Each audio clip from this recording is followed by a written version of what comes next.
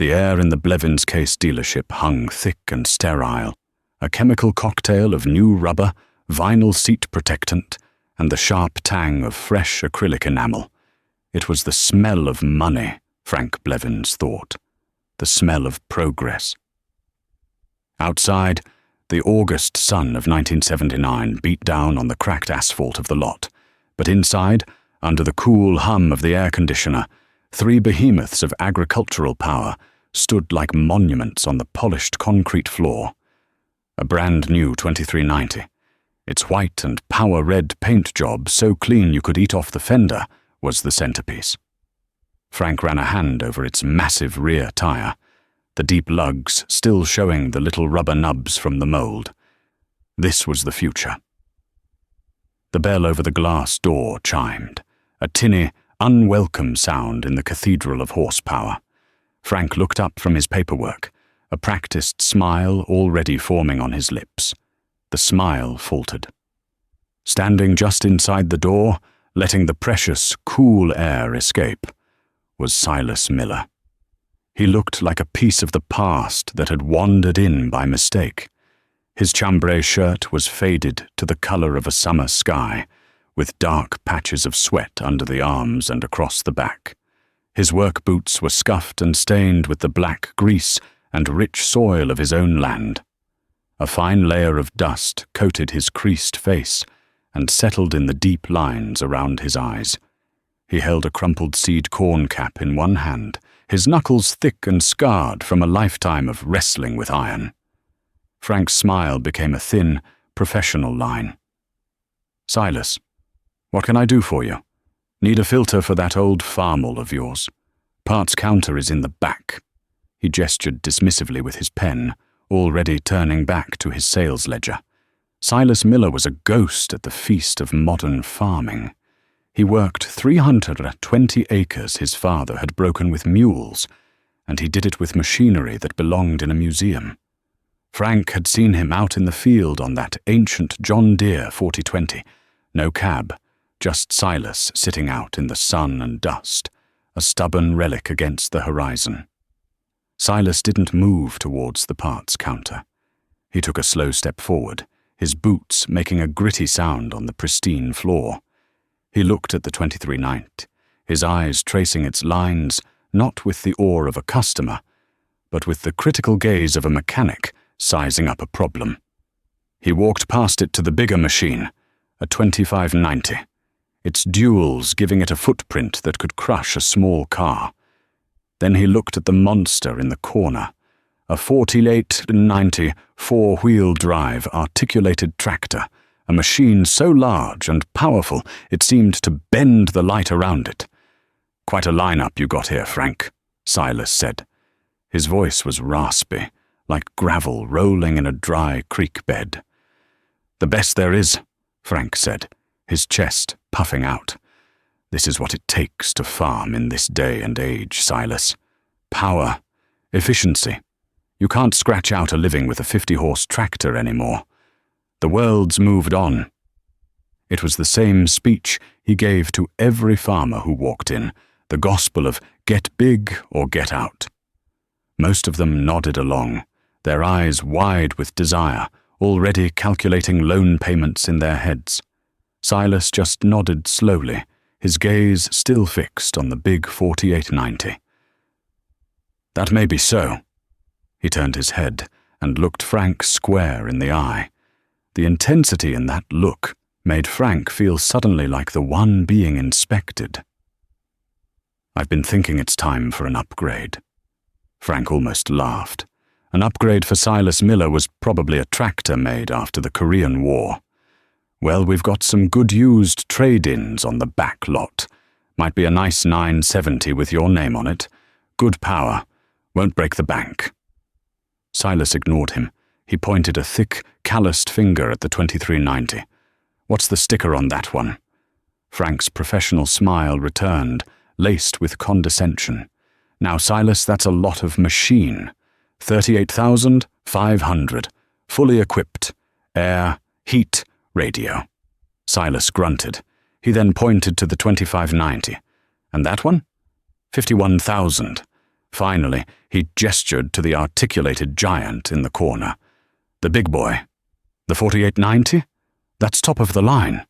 $105,000, Frank said, the number rolling off his tongue with a satisfying weight.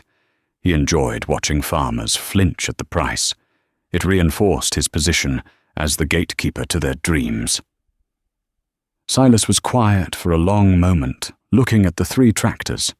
Frank could practically hear the gears turning in the old man's head, the slow, painful realization that he was hopelessly out of his league. He was about to suggest the parts counter again when Silas spoke. "You got more of these in the back?" Frank blinked. "More? We've got a full inventory. What are you getting at?" "I'll take 5 of them," Silas said, his voice as flat and even as the prairie horizon. The air conditioner hummed. A fly buzzed against the big plate glass window. Frank stared, certain he had misheard. "5 of what?" "Tractors," Silas clarified, as if speaking to a simple child. 2 of those 2590s, 2 of the 2390s, and that big fella in the corner, the 4890. Frank Blevins let out a short, sharp bark of a laugh. It was a joke. It had to be. Old man Miller, who patched his own tires and welded his own implements, making a joke. "That's a good one, Silas. You had me going for a second there. 5 tractors. That's over $300,000 worth of iron." Silas didn't smile. His expression was carved from granite. "I don't joke about machinery, Frank, and I don't joke about money. I want 5 tractors, and I'll pay cash." The word hung in the air-conditioned space, seeming to suck all the sound out of the room. Cash. Not a trade-in. Not a financing plan stretched over 7 years with the Farm Credit Service. Not a lease. A check, written from an account with enough money in it to cover the entire purchase. The idea was so preposterous, so utterly alien to the way business was done in 1979, that Frank could only stare, his mouth slightly agape. He looked at Silas's dusty boots, his sweat-stained shirt, his weathered face, and saw not a customer, but a madman. Now, before I tell you how a man like Silas Miller, who hadn't bought a new piece of iron in 20 years, ended up in that showroom with a fortune in his pocket, I want to ask you something. Have you ever known a man like that? A man who stuck to his guns when the whole world told him he was a fool, who trusted his own hands and his own mind over the slick talk of salesmen and bankers? Let me know down in the comments, because men like Silas Miller are a dying breed, and their stories need to be told. The story didn't start in that dealership. It started 12 years earlier, in the spring of 1967, under a grey sky that threatened a cold rain. It started with the sound of tortured metal. Silas was in his North 80, pulling a 4-bottom John Deere plough with his 4020. The tractor was only 5 years old then, the newest thing he owned, bought with the last of the money his father had left him. The diesel engine sang its familiar, throaty song, the governor holding the RPM steady as the moldboards bit deep into the black earth, turning over the stubble from last year's corn. He loved this work. The smell of the diesel exhaust mixing with the scent of damp soil, the feel of the tractor responding to his touch, the sight of the clean, dark furrows spooling out behind him. This was real. This was his. Every acre was paid for. Every machine in his shed, from the old Farmel H he used for cultivating to this very 4020, was his outright. His father's words were burned into his soul. "If you can't pay for it in cash, son, you can't afford it. The banker's pen has ruined more farmers than drought and hail combined." He was coming up on the far fence row when the song of the engine changed. It wasn't a sudden bang, but a subtle, sickening shift in rhythm. A new vibration started in the deck plate, traveling up through the soles of his boots. He immediately throttled down, pushed in the clutch, and pulled the hydraulic lever to lift the plow. The engine knocked once, a hard metallic sound like a giant's hammer hitting an anvil. Then it went silent. A plume of white smoke, thick and oily, ghosted from the exhaust stack and dissipated in the damp air. Silas sat there for a long minute, the sudden silence deafening. The only sound was the ticking of the cooling manifold and the mournful cry of a distant crow. He knew that sound. It was the death rattle of an engine. He slid off the seat, his boots sinking into the soft, ploughed earth. A dark stream of oil was already dripping from the side of the engine block, pooling on the ground. He knelt, his heart sinking with each drop. There, just above the oil pan, was a spiderweb of cracks in the cast iron, and from the center of it, a jagged, fist-sized hole. A connecting rod had let go. It had punched a window right through the side of his engine. His brand-new tractor, the pride of his farm, was dead. Repairing it wasn't a question of if, but how. Calling the dealer was out of the question. A new short block, plus the labor to install it, would cost thousands. Money he didn't have. He walked the 3 miles back to his farmstead, each step heavy with the weight of the problem. That night, and for many nights after, the lights in his workshop burned late. He pulled the engine himself, using a chain hoist slung over a thick oak beam. The sheer, greasy, heavy work of it was a kind of therapy. He tore it down piece by piece on the concrete floor, laying each part out on a canvas tarp in the order he removed it. The diagnosis was grim. A thrown rod had destroyed the block, the crankshaft, and 2 pistons. It was a catastrophic failure. The next day, he drove his old pickup to a salvage yard 30 miles away, a sprawling, rusty graveyard of forgotten machines. He spent hours walking the rows, the smell of old iron and weeds filling his nostrils, looking for a 40 tonne of the same vintage. He finally found one, half swallowed by prairie grass, its tires rotted away, its paint faded to a chalky green. But the engine block looked intact. He haggled with the owner, a man with more rust on his teeth than on his tractors, and bought the block and a used crankshaft for $200. The work that followed was a slow, brutal education in diesel mechanics. He had to have the salvage yard block magnaflux to check for hidden cracks. He honed the cylinders himself with a drill press and a ball hone, measuring the tolerances with a micrometer until they were perfect. He ordered a new set of pistons, rings and bearings from a catalogue. He spent an entire day cleaning the carbon from the salvaged cylinder head, another lapping the valves until they seated with a satisfying, airtight seal. His wife, Martha, would bring him sandwiches and coffee, her face etched with worry. But she never once told him to give up and call the dealer. She knew her husband. While he worked, the world of farming kept turning. His neighbor to the west, Ray Peterson, a young man in his late 20s who had just taken over his father's operation, drove by one afternoon. Ray was sitting high in the enclosed cab of a brand-new International Harvester, 1086. The red paint so bright it hurt the eyes. The roar of its turbocharged engine was a stark contrast to the silence from Silas's fields. Ray stopped his machine at the end of the lane and ambled over, a cocky grin on his face. "Having some trouble, Si?" he called out, peering into the dark workshop where Silas was covered head to toe in grease, torquing down head bolts. "A little," Silas said, not looking up.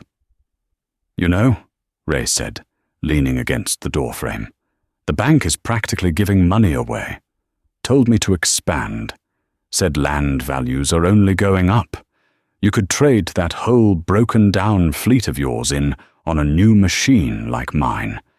Get your planting done in half the time. Even got air conditioning." He patted his own stomach. "A man's got to think about the future." "I'm thinking about it," Silas said, wiping his hands on a rag. "I'm thinking I'd like to own my future, not rent it from the bank." Ray just chuckled, a condescending sound that set Silas's teeth on edge. "Suit yourself, old-timer. Some of us are trying to make a real living out here." He sauntered back to his gleaming red tractor, climbed into his climate-controlled cab, and drove off, leaving Silas alone with the smell of diesel and the weight of his old-fashioned principles. The scorn didn't stop with Ray. At the grain co-op, the talk was all about new iron, expansion, and operating loans. Men who had farmed alongside his father now looked at him with a mixture of pity and contempt. They saw his patched overalls, his 10-year-old truck, and the fact that his fields were the last to get planted that spring, and they shook their heads. "Stubborn as his old man," they'd mutter when they thought he couldn't hear. "Prideful. He'll lose the whole place trying to save a few bucks." He didn't lose the place. It took him 3 weeks, but he got the salvaged engine rebuilt and dropped back into the 40-20. The first time he turned the key, his heart was in his throat. The starter groaned, the engine turned over once, twice, then roared to life with a cloud of blue smoke. It settled into a smooth, powerful idle, a sound sweeter than any church choir. He had done it. He had saved his farm, not with a banker's pen, but with his own 2 hands. The cost was 3 weeks of lost time, a few $100s in parts, and more skinned knuckles than he could count. The profit was a lesson he would never forget. Self-reliance was the only currency that never lost its value. The late 60s bled into the early 70s, and the world went mad. In 1972, the news came over the radio in his workshop. The Soviet Union was buying American grain, millions upon millions of bushels. The effect was immediate and explosive. The price of corn, which had been hovering around $1.50 a bushel, shot past $2, then $3. Soybeans went through the roof. Suddenly, every farmer in the county was rich, or at least they felt like it. The boom fueled a frenzy. The prevailing wisdom, preached from the pulpits of the banks and equipment dealerships, was that this was the new normal. Prices would never go down again. The world was hungry, and the American farmer was going to feed it. The phrase on everyone's lips was, "Fensero to Fensero." Plow up everything, plant every square inch, and to do that, you needed bigger, faster, more powerful equipment. Ray Peterson became the poster child for the new era. With the value of his land doubling overnight, his borrowing power became immense.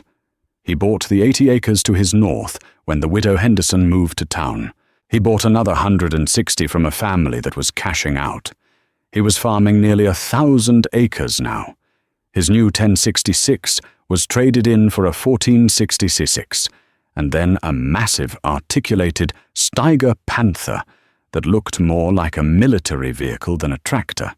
He bought a new Gleaner combine with a 20-foot grain head. He built huge grain bins to store his crop, speculating on the market. His farmstead, once as modest as Silas's, now sported a new machine, shed the size of a gymnasium, and a new brick ranch house for his family.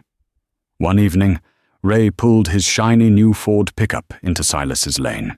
He got out, leaving the engine running and the radio playing. He had the soft, confident look of a man who had won the lottery. "Silas," he said, leaning against the truck's fender, "I've been meaning to talk to you. I'm putting together a good block of land here. Your 320 acres sits right in the middle of it. It's inefficient." Silas, who was replacing the bearings on his disc, didn't stop his work. "Seems efficient enough for me. Look, I'm prepared to make you a serious offer. Triple what this place was worth 5 years ago. You could walk away with a pile of cash, retire, move to Florida. You've earned it." "This land isn't for sale, Ray. Silas said, his voice quiet but firm. "My grandfather broke this sod. My father is buried over on that hill. I aim to be, too." Ray sighed, exasperated. "You're living in the past, man. The game has changed. You're sitting on a gold mine, and you're still scratching in the dirt with museum pieces. You could be making real money. Instead, well, look at you." He gestured at Silas's grease-stained hands, at the old workshop, at the faded red paint on the barn.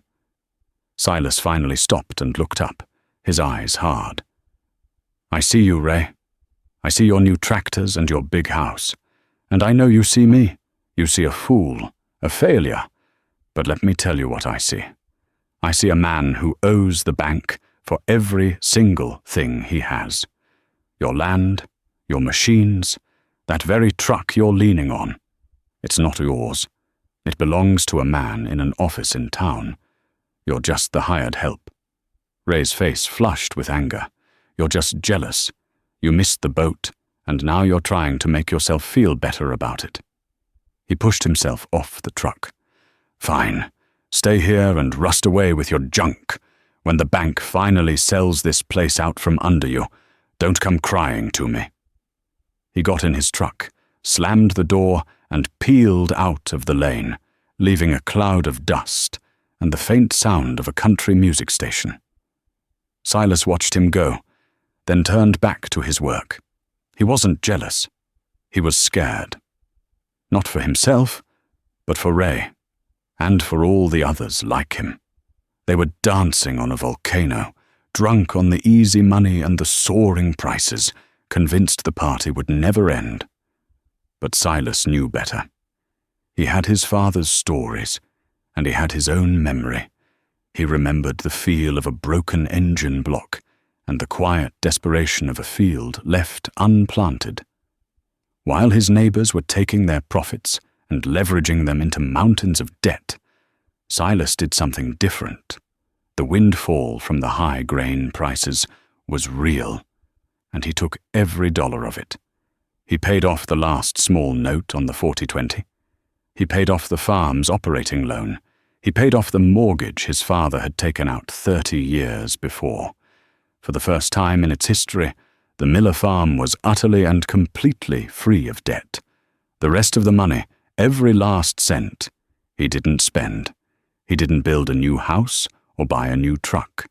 He drove his old pickup to the bank, walked past the loan officers' desks where men like Ray were signing their futures away, and went to the teller window.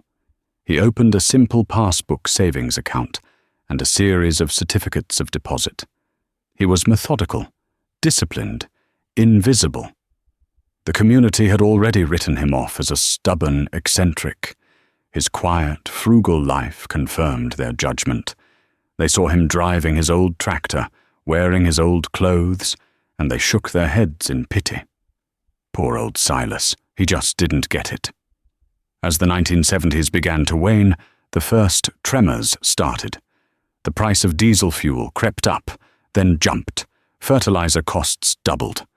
A news report on the radio in the barn, crackling through the static, mentioned something called the prime rate, and how the Federal Reserve was raising it to fight inflation. It was just background noise to most people, but to Silas it sounded like distant thunder. One evening in the late fall of 1978, he was in his workshop, sharpening the discs on his planter for the next spring. The air was cold and smelled of damp leaves and steel. He paused his work, listening to the wind rattling the tin roof. He looked out the open door, across his harvested fields, dark and resting under a sliver of a moon. His gaze drifted west, toward Ray Peterson's farm.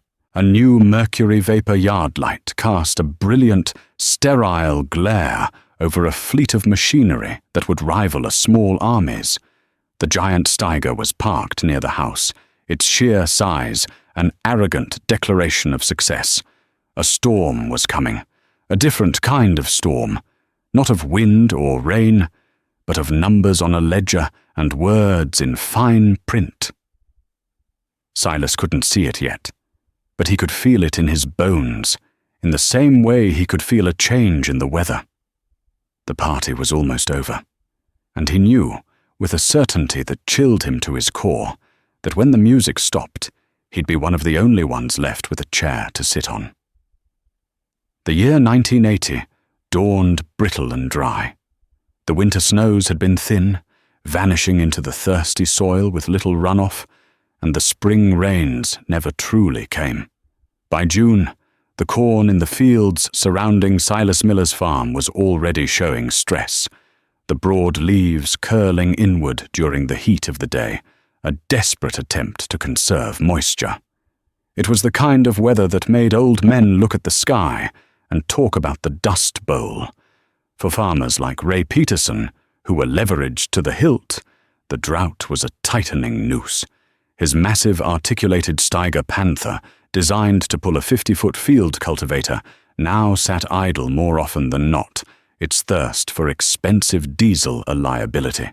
One sweltering afternoon in July, Silas was mending a fence along their property line when he saw the dealership service truck pull into Ray's lane.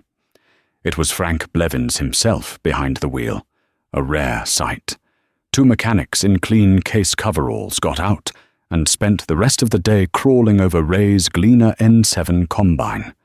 The machine was a technological marvel, a rotary combine with electronic monitors and a complex web of hydraulic lines. It was also less than 2 years old. Later that evening, Silas saw Ray out in the yard, his shoulders slumped. Silas ambled over, carrying a jug of iced tea Martha had made. "Trouble?" Silas asked, offering the jug. Ray took a long, grateful drink, wiping his mouth with the back of his hand. His face was pale under its tan, the skin drawn tight over his cheekbones.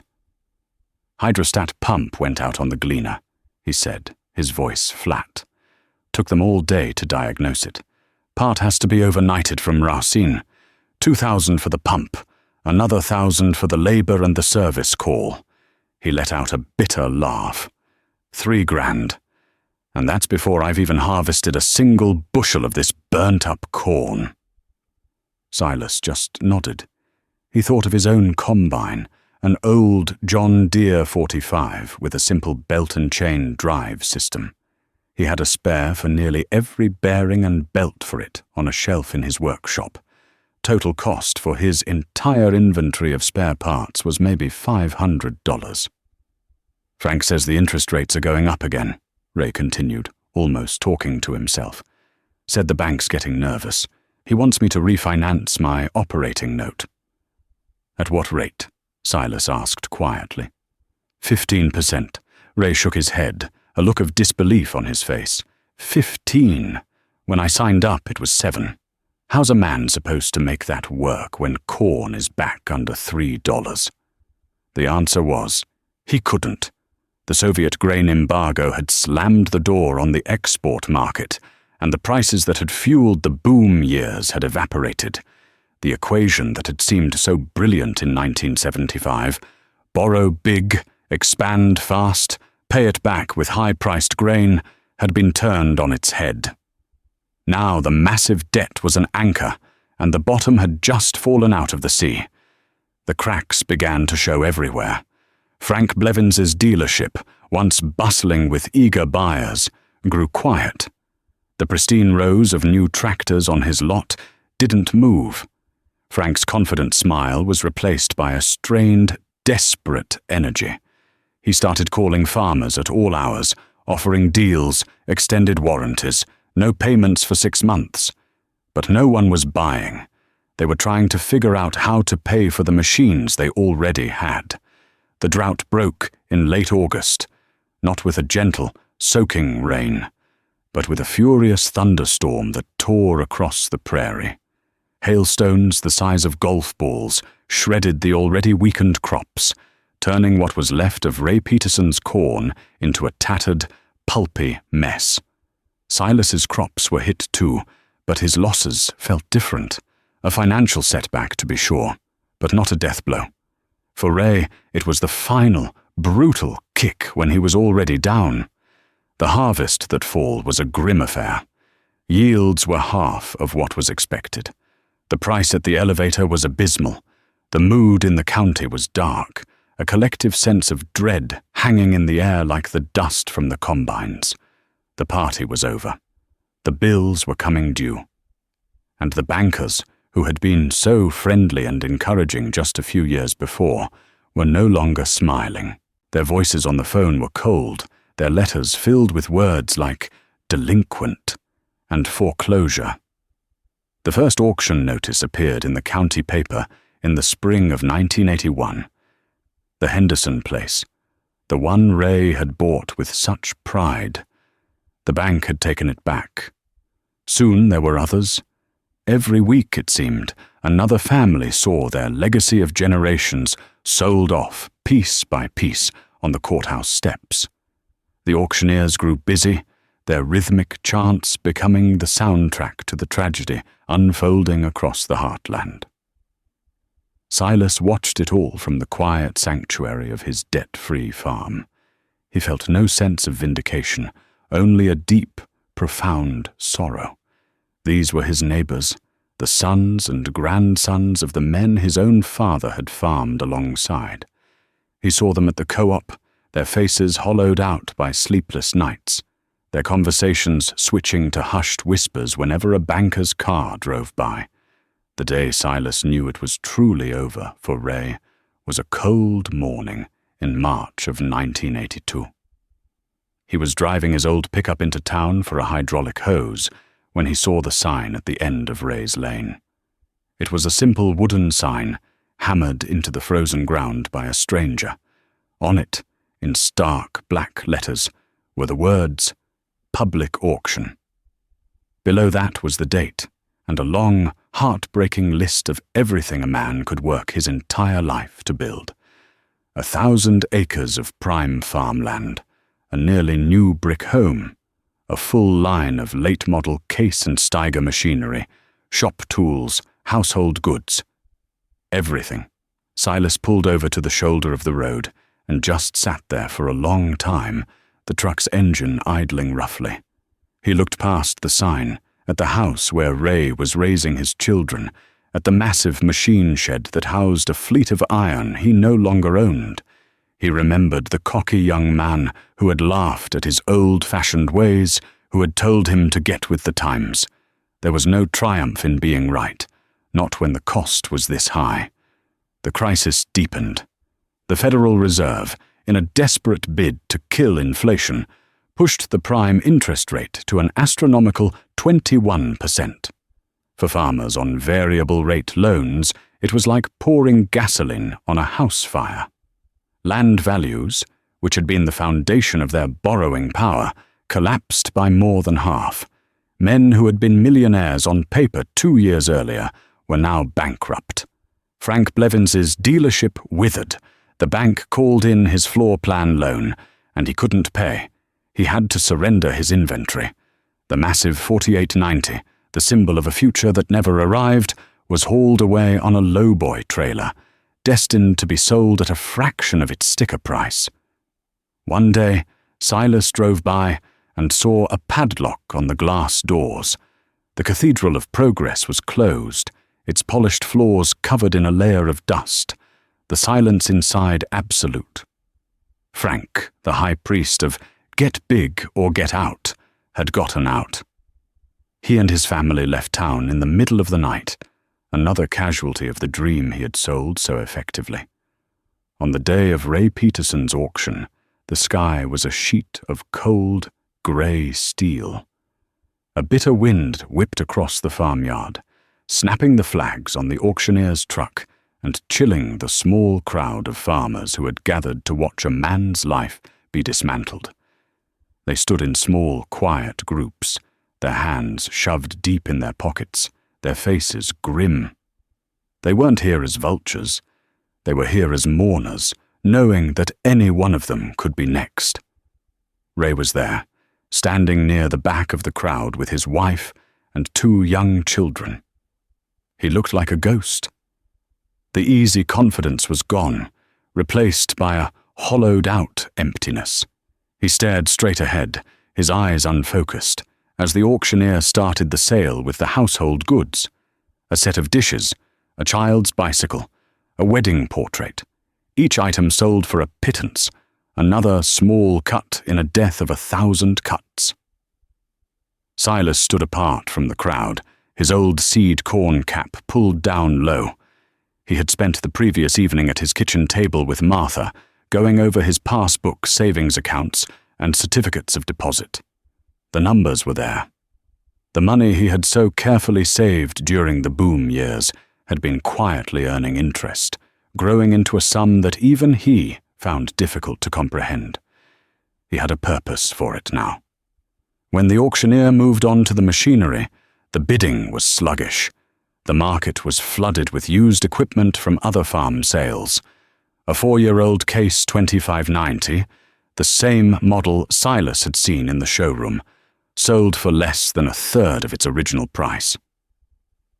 The magnificent Steiger Panther, Ray's pride and joy, barely drew a bid. The bank's representative, a pale young man in a suit that looked too big for him, kept a ledger and nodded grimly at each losing number. Finally, the auctioneer turned to the main event. "All right, folks, now for the real estate. We're offering 980 acres, more or less. We'll be selling it in 4 tracts. First up, tract number 1, the home place. 160 acres with the house, the barns, and the grain bins. A beautiful setup, folks. Who'll start the bidding for me?" The silence was heavy. No one moved. The farmers looked at the ground, at the sky, anywhere but at Ray Peterson. The banker stepped forward and conferred with the auctioneer. "Folks, we have an opening bid from the lien holder," the auctioneer announced. $600 an acre. It was a steal, a predatory price designed to let the bank take possession of the land with minimal outlay, to be resold later when the market recovered. The auctioneer tried to coax another bid from the crowd, his voice echoing across the silent yard. $600 an acre, do I hear 650? 650 anywhere? A beautiful farm, folks. Can't let it go for that." The crowd remained silent and still. Ray's wife began to cry softly, burying her face in her husband's shoulder. Ray just stood there, his body rigid, his face a mask of stone. "Going once at 600, the auctioneer chanted. "Going twice, 700.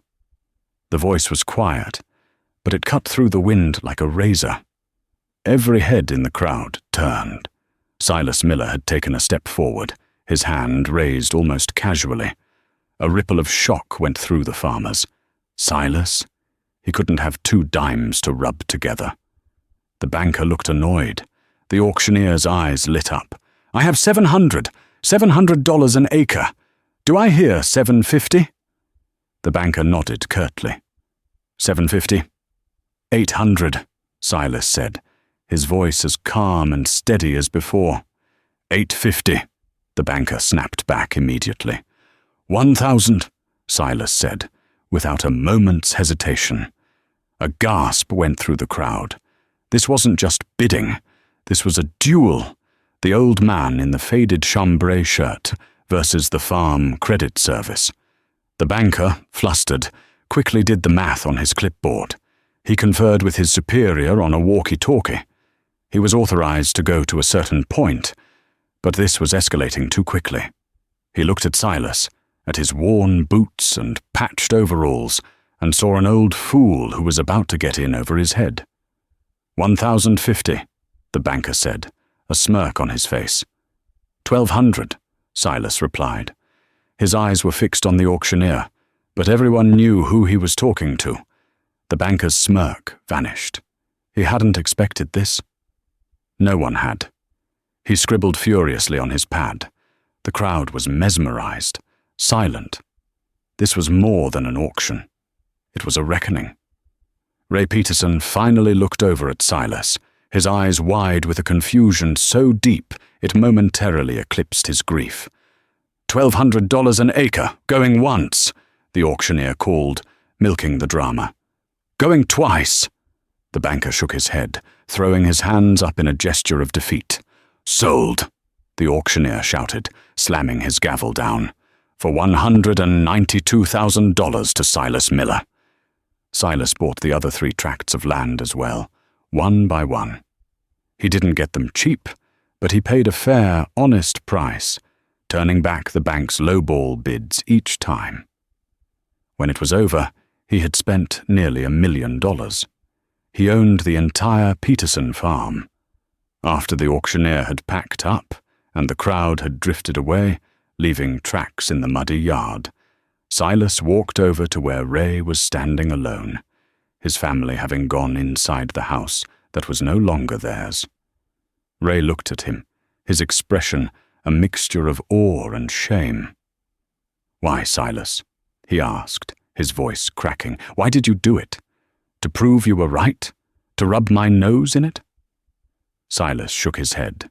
He looked out over the land, the dark, rich soil that had been in Ray's family for 3 generations. "This is good land, Ray. It shouldn't belong to a bank. It should be farmed by a man who loves it." He paused, then looked Ray square in the eye. "The thing is, I'm getting too old to work my own place, let alone all this. I'm going to need some help." Ray stared, not understanding. "I'll make you a deal," Silas continued. "You stay here. You live in the house. You work the ground. All of it. Mine and this. We'll be partners. You'll get a share of the crop, enough to live on and then some. And every year, we'll take whatever's left over, and we'll put it toward you buying this home place back from me, for exactly what I paid for it today. Not a penny more." Ray's knees seemed to buckle. He leaned against the side of the barn for support, his head bowed. Tears streamed down his face, not of sorrow, but of a gratitude so immense it was painful. I don't know what to say." "Don't say anything," Silas said gruffly, though his own eyes were misty.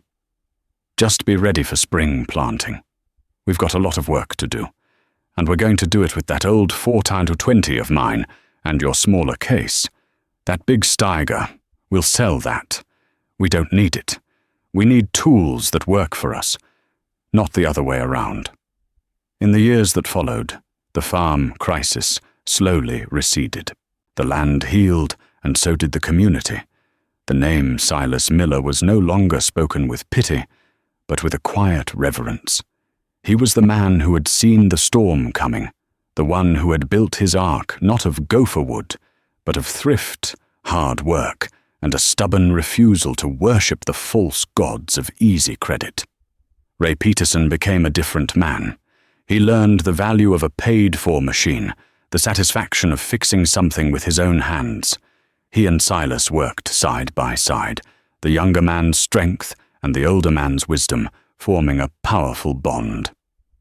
10 years after the auction, on a crisp autumn day, Ray handed Silas the final check, buying back the last acre of his family's home place.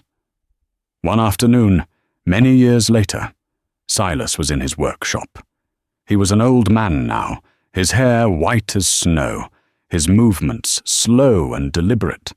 His grandson, a boy of 16 with his grandfather's thoughtful eyes, was helping him. They were working on the 4020.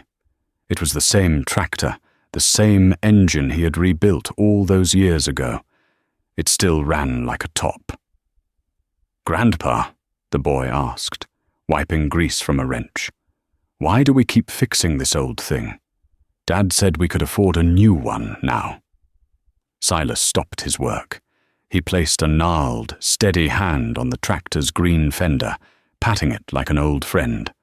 He looked at his grandson, and beyond him, out the open workshop door to the fields stretching away to the horizon, land that was whole and healthy and free.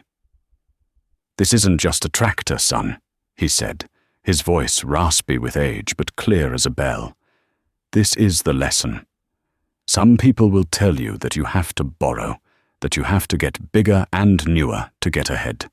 They'll sell you a dream and charge you interest on it. But they're wrong. True wealth isn't about the size of your machine shed. It's about what you own outright, It's about owing no man anything. It's the freedom to stand on your own 2 feet, on your own land, and know that whatever comes, drought or low prices or storms, this is yours. No banker's pen can ever take it away. He handed the wrench to the boy. Now, let's get this Governor Spring set. Your dad needs to finish dissing the North 80 before supper.